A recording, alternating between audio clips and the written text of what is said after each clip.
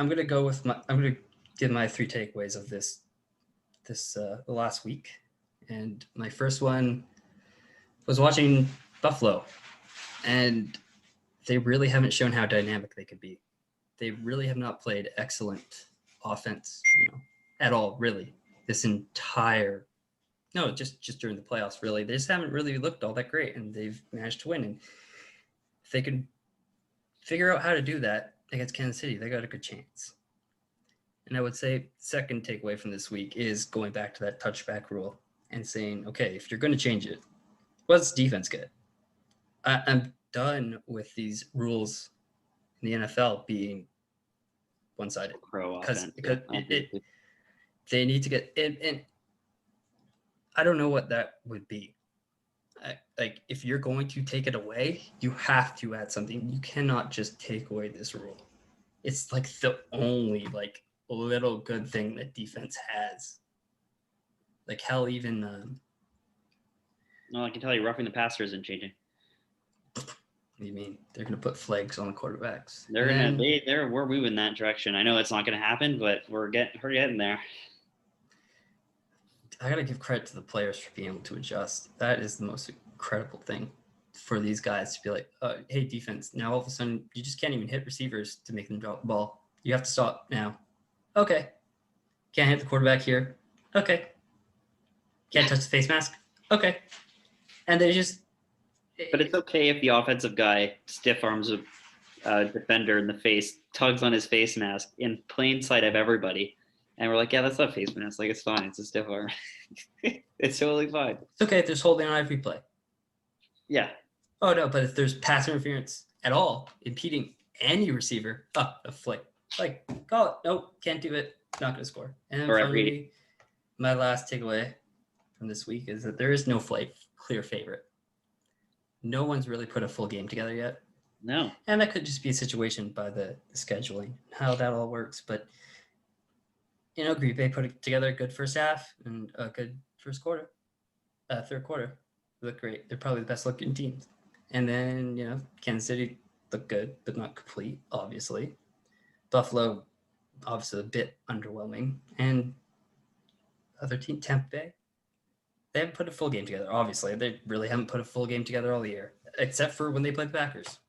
So I'm really hoping this doesn't happen again. I'd be shocked if it happened again. Yeah, I mean, I'll echo that with it always seems like at the end of every year, you look back and you're like, oh, that Super Bowl team, they had the offense. They had this position group, that position group. Oh, the defense. My God, that defense. I forgot how good that defense was. And this year it's like, I don't know. Like every team seems rather like they're all good. But like, I don't know.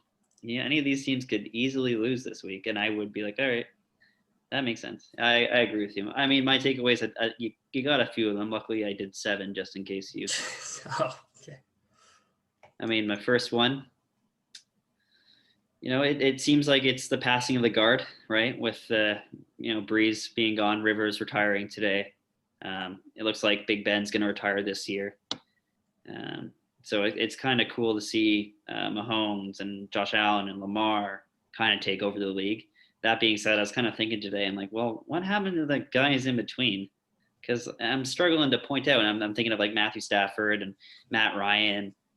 And I thought back to Sam Bradford, and I'm like, were those rookie contracts back in the day just so big and so hampering? Also, I forgot Cam Newton's in that category too. Were those rookie contracts so big, so early that it kind of didn't allow them to build up a name early on? And it was just That's a good point. It's just a question of mine, because I was trying to think of like, there's this massive gap, and everyone's like, oh, it's a changing of the guard. And I'm like, well, who are the quarterbacks? What happened to the quarterbacks in between? It just found it odd. And I think that era of quarterbacks got caught up in the classic NFL. Well, they got to fit our system, because if they don't fit our system, they're not for us. Instead of, by the time he got to Lamar and Deshaun Watson, they're like, oh, what is he really good at? Oh, he's good in the spread. Oh, we're a spread team now. Like that was big for me. I think it's an interesting time for the NFL. It'll be really interesting next year, especially when you got 5 quarterbacks that are going to get drafted this year that are going to be starters next year. So I just think I think that's quite interesting. I think the Browns, I know they lost, but I think they might be on the cusp of being the class of the NFC North, or sorry, the AFC North moving forward. I don't see why not. I think they might be better than Baltimore right now. I think Baker's only going to get better. I think Stefanski is, I mean, what he did on a pandemic year, I can only imagine what they're going to do in a non-pandemic year, with the Steelers kind of looking like they're on the verge of regression. Baltimore still trying to figure out exactly where they are in the passing game, and I would say the Bengals are at least 2 drafts away from being legit. I think they're on the cusp. I mean, I wrote down, and this is once they pay Baker, which I would say don't rush to pay Baker. You don't need to. No one's forcing you to. I don't see why they couldn't be one of the top teams. I mean, they look like they'll be at least in the playoffs. And I guess the last one, my takeaway is going to be Mahomes getting hurt and the frustration that comes with big players getting hurt. I mean, again, my frustration is stop running him. And if you're going to run him on a play where you're like, okay, he's not going to get touched here.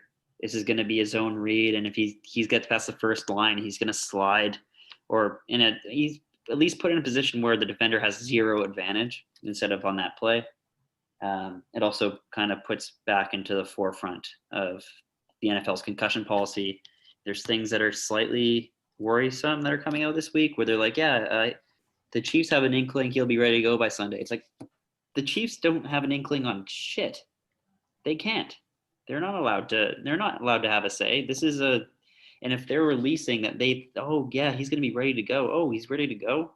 Why don't you become an independent brain doctor? Like, yeah, a neuroscientist. Like, are you kidding me? Like, yeah, he's not ready. Yeah, sorry. But like, he's not ready to go. Or if he's not ready to go, he's not ready to go. The show will go on, should go on, and it's in the players' best interests, whether they know it or not, that it continues without him. That being said, his future is secure. There's no, I need to go, I have to play. If he's a weak side linebacker, and luckily in the NFL they're making enough money now, but there is that pressure. It's always there. And it has to be challenging for the quarterback, because look, he's the guy everyone protects, and then for him to be like, and you all know he's leading them into battle.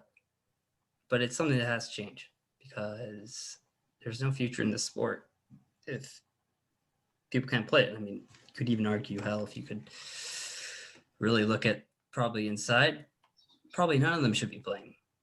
But it's a trade-off. They know the risk. Making $50 million, there's a little bit of give and take. All right, and I just want to end this with the position group of the week. My position group of the week, where bring the guns out here. Yeah. We go with the Packers running. The running back room for the Packers this week. Very impressive. Not just in the way they played, but how they fought. And you think Packers obviously never really think about their run game, and even their running backs, you're like, maybe it's the scheme. They didn't go down. Like Aaron Jones, 99 yards, 53 yards after contact. Yeah. Jamal Williams, 65 yards, 31 after contact. AJ Dillon, 27 yards, 11 after contact. Like, they're not going down. It was extremely impressive. Maybe it was lack of tackling. I mean, I'm not really sure, but you see it. Actually, especially with Jamal Williams, the dude's not going down. Ever. And he really I think he does kind of raise the level of that room. I think that if AJ Dillon develops a bit more, he might be a real problem to tackle. He's maybe not quite there yet. He does go down maybe a bit more easy than you would think for someone with legs the size of like tree trunks. Like literally like yeah. Can you like how you want him to fit through a hole? His legs are so big, they're like filling up the hole. And Aaron Jones, of course, bringing that dynamic attribute to the backfield, also adding a little bit of character to that room, because you need a little bit of character. I thought Jamal Williams was the character. They both are, but Aaron Joe shows up with the sombrero. He does the Instagram stuff, does all the PR stuff that you got to do, and he's looking for a contract and all that off the field product, that package. That when you're looking for a contract, you got to think about the whole package. Why does the team want you? How are you gonna? It's important when it comes down to negotiating, and I think Packers got to love where they are with that running game. If they come out and they keep playing like that, I mean, it's gonna be hard to beat because they're gonna have to bring the game. Because I know the Tampa Bay is. I know that Tom's gonna be at least bringing his game, and he's not gonna let his team get run over like that. So what's yours? So mine, obviously, a little off script, right? So it's the Bills Mafia, just as a whole, I think was the best story of the week. They've donated over $300,000 to Lamar Jackson's charity. It's like a big thing with Bills Mafia. They always donate when a player, I think it's when a player gets injured of the opposing team, or they advance in a playoff game. Like that's a big thing. I think to see a fan base that has gone through a lot, consistently rally with other teams and other organizations. I mean, that's the biggest position group of them all. I think within people that are in the playoffs, I think that's probably the biggest fan base. I think Green Bay would like to argue that, but I honestly think Bills Mafia is probably more diehard than the Packers even are. So that's an amazing job. If I had to pick like a legit position group, Tampa Bay secondary, they clamped down Michael Thomas. They clamped down Emmanuel Sanders.